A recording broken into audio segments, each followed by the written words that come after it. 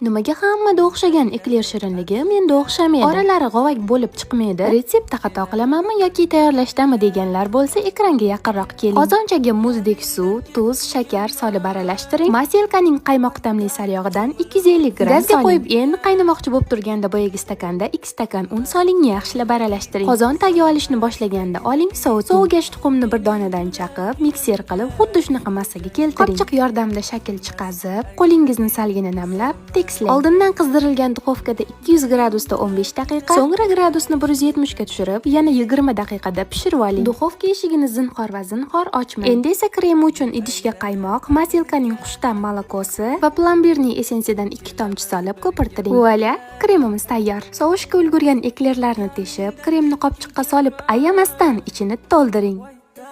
Vuy! Xushro'ygina eklerlarimiz tayyor, ko'rinishiga o'zingiz baho bering. Mendan sizga ishonchli retsept.